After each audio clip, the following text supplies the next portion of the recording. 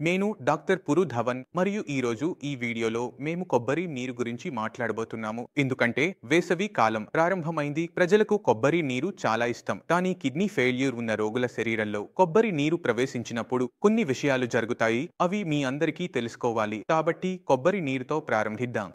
కొబ్బరి నీటిలో చాలా ఎలక్ట్రోలైట్లు ఉన్నాయి. ఇది చాలా శక్తివంతంగా ఉంటుంది. ఇది వేసవి కాలంలో మీ శరీరంలో ఎలక్ట్రోలైట్ను చేర్చడానికి చాలా మంచిది. ఎందుకంటే ఇది మరింత బాగా పనిచేస్తుంది. కానీ ఈ కొబ్బరి నీటిలో కిడ్నీ ఫెయిల్యూర్ ఉన్న రోగుల శరీరంలో ఉండకూడని మరో విషయం ఉంది. అది ప్రోటీన్.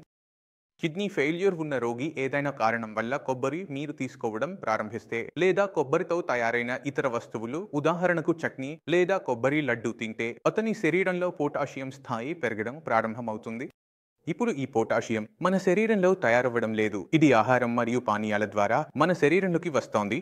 ఇప్పుడు మీరు ఒకటి మాత్రమే వస్తువును తీసుకుంటారు. ఉదాహరణకు కొబ్బరి. అందులో పొటాషియం ఎక్కువగా ఉంటుంది. కాబట్టి మీ రక్తంలో కూడా పొటాషియం స్థాయిలు పెరగడం ప్రారంభమవుతుంది.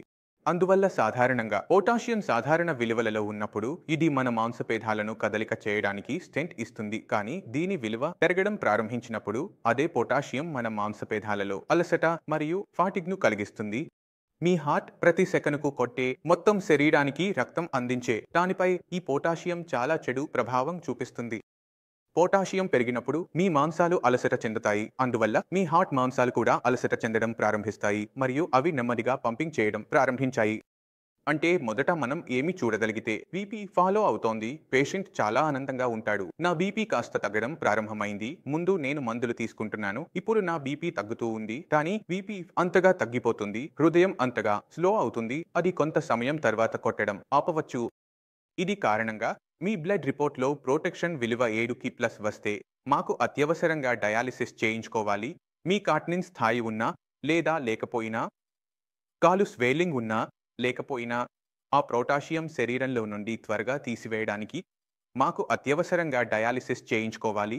అందువల్ల కిడ్నీ ఫెయిల్యూర్ ఉన్న రోగులను అధిక పొటాషియం ఉన్న ఆహారాల నుండి దూరంగా ఉంచుతారు. మరియు కొబ్బరి నీరు వాటిలో ఒకటి. అదే విధంగా అరటిపండ్లు, టీవీలు, అవకాడో, డ్రై ఫుడ్, గుడ్డు వంటి వాటి గురించి కూడా చెప్పబడింది. ఎందుకంటే వీటిలో కూడా పొటాషియం స్థాయి చాలా ఎక్కువగా ఉంటుంది. కాబట్టి ఈ వీడియో ద్వారా మీరు ఎందుకు ఒకటి కిడ్నీ ఫెయిల్యూర్ రోగికి కొబ్బరి నీరు మాన్యం చేయబడుతుందో మరియు కొబ్బరి నీరు వంటి ఇతర అధిక పొటాషియం ఉన్న ఆహారాలను ఎందుకు మాన్యం చేయబడుతుందో అర్థం చేసుకున్నారని నేను ఆశిస్తున్నాను. ఇంకా మీకు ఏమైనా సందేహాలు ఉంటే నేను అందుబాటులో ఉన్నాను. మీరు నన్ను కలవడానికి క్లిక్ చేయవచ్చు మరియు డాక్టర్ జట్టుతో కూడా మాట్లాడవచ్చు. ఈ సందర్భంగా నేను ఈరోజు ఇక్కడ ముగిస్తాను. తదుపరి వీడియోలో కలుద్దాం. అప్పటి వరకు నమస్కారం.